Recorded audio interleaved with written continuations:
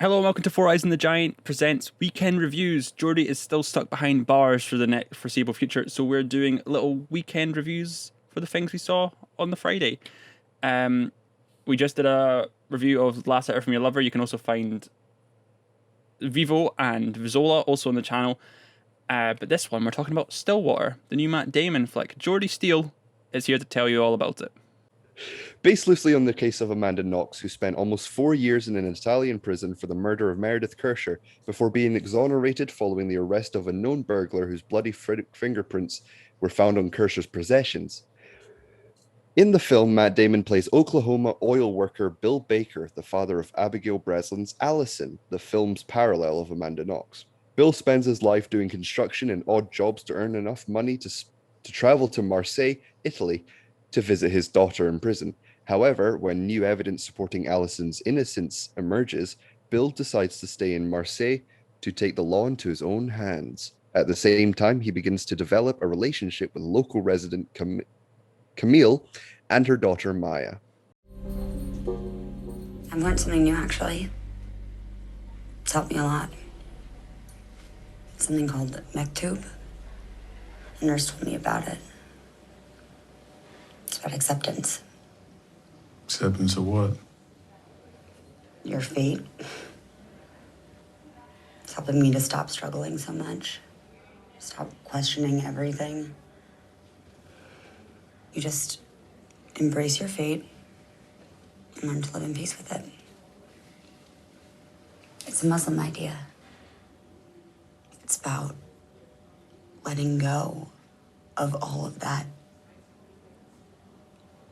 shame and guilt that pushes you down and keeps you down and makes you feel so powerless. And that's how I felt for a really long time. Powerless and forgotten.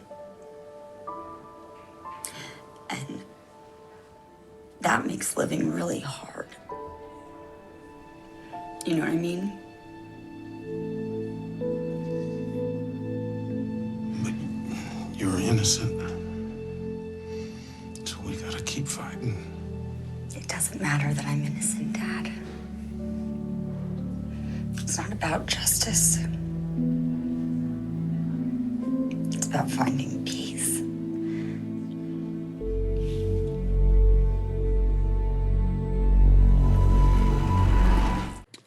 It's very much a film of two halves, but not two arcs. They are two concurrent films.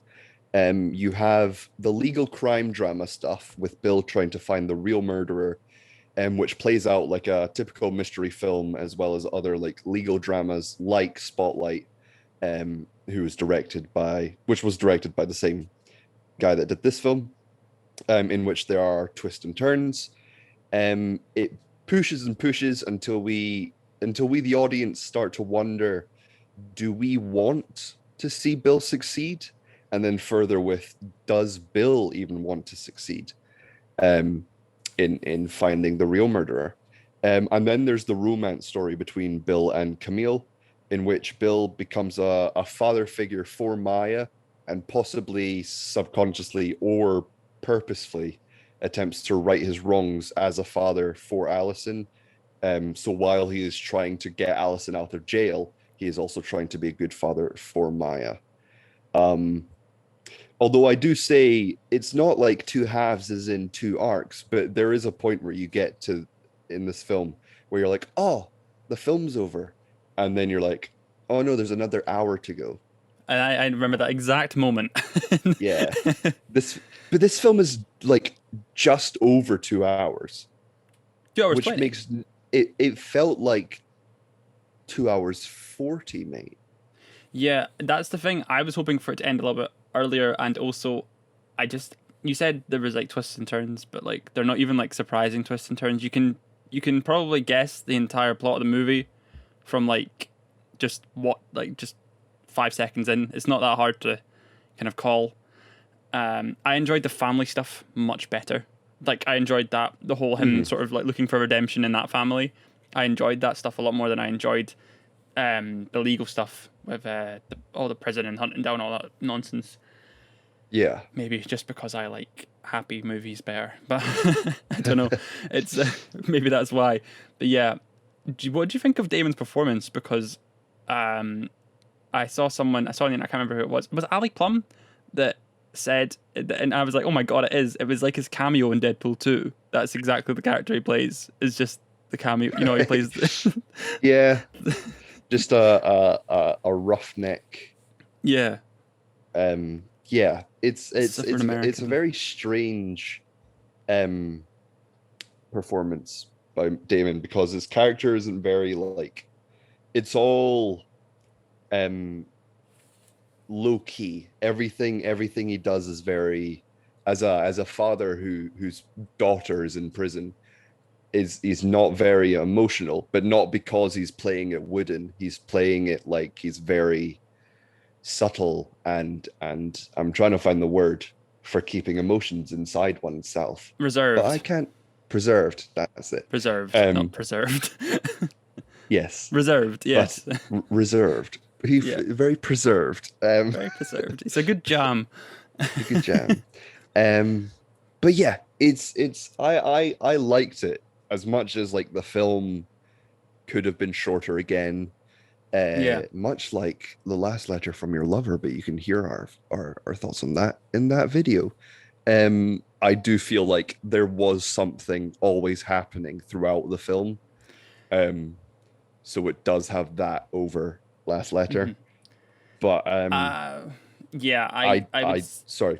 Yeah, no, I was just going to say, I think there's something happening, but is the thing happening worth watching? Which is the issue for me, which is why I kind of thought of it so poorly, because I was bored shitless for the last hour and a half, because it was getting to the point now where it's like, what are we actually doing here for the next hour? Nothing. We're not doing anything. We're just moving so slowly towards the goal that's towards the ending towards the slight twist ending that's very obvious from the, you know what I mean? Like, it's just, I don't know. I just wasn't very hot on it. I wasn't hot on Damon's performance. I wasn't hot on a lot of things about it.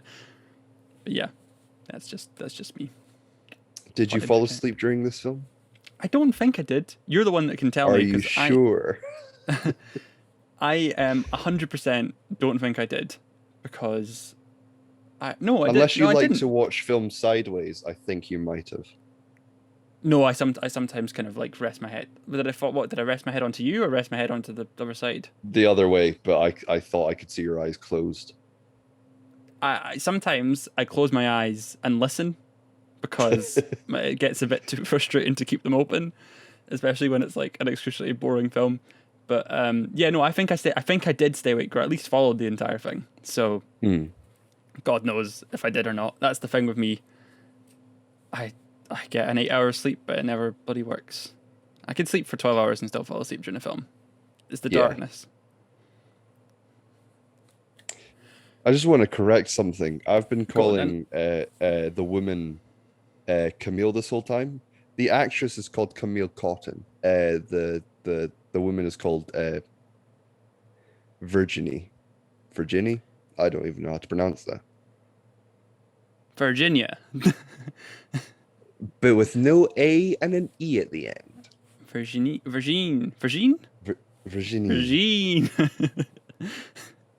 God knows. Virgin. Yes. But what did you think about Stillwater? You're going to give it a rating? Oh, I'll give it. Sorry. So Jordi, out of whatever you do it, give me a rating for this film.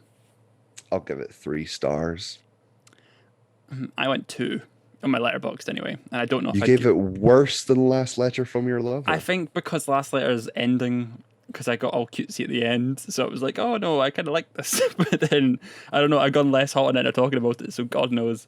But yeah, for at least for official purposes, it's 2, but maybe it is better than Last Letter from Your Lover. God knows. There you go. That's my thoughts. Cool.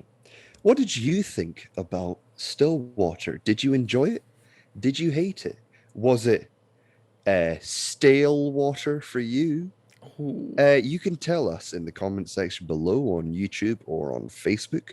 You can also tweet me at RealJordySteele or the show at 4 Eyes Giant. or at Ojai Films. Cameron, where can they find you? You can find me on Twitter and Instagram at CamzoOG, and you can find the other podcast I do, 35-minute movies. In the link below, I did that with Voice Art Fan, and it's great fun. Go and have a look. Fantastic. Oh no, wait! You can also check out our other reviews on Last Letter from Your Lover, as we mentioned, as well as Zola and Vivo.